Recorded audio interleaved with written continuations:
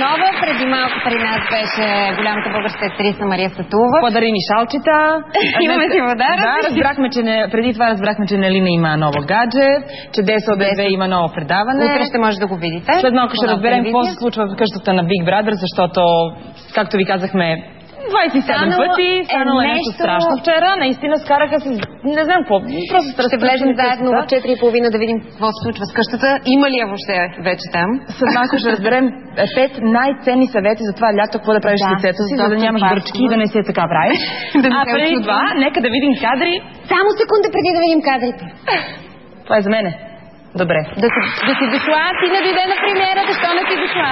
Добре, да, айде да заповядай. Добре, не разбрахте хората. Не съм дошла на премиерата на Секса и града, тя много ми е сърдита и така. Съм. А сега да видим как са прекарали хората, които са дошли на премиерата и какво се случи там.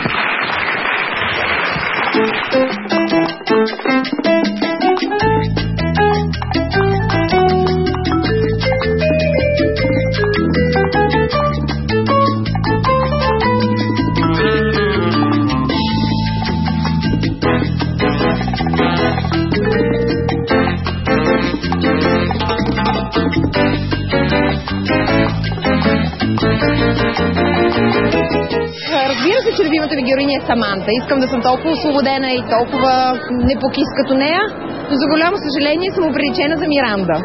Всяка една от нас има 3-4 приятелки, с които най-много се разбира, най-много споделя, с която може да се скара, може да си каже много истини и приятелки, с които можеш да изживееш живота си години наред.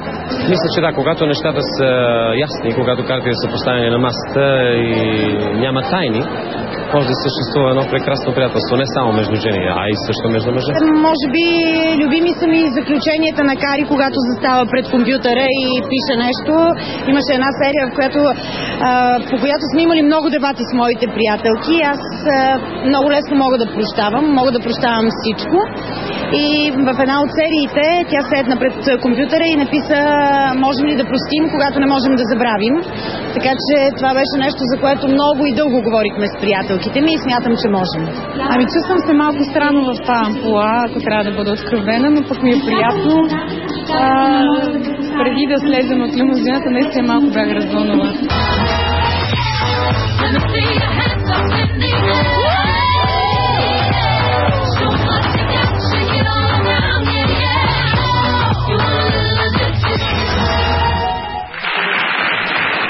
Добре, разбрах. Хубаво беше.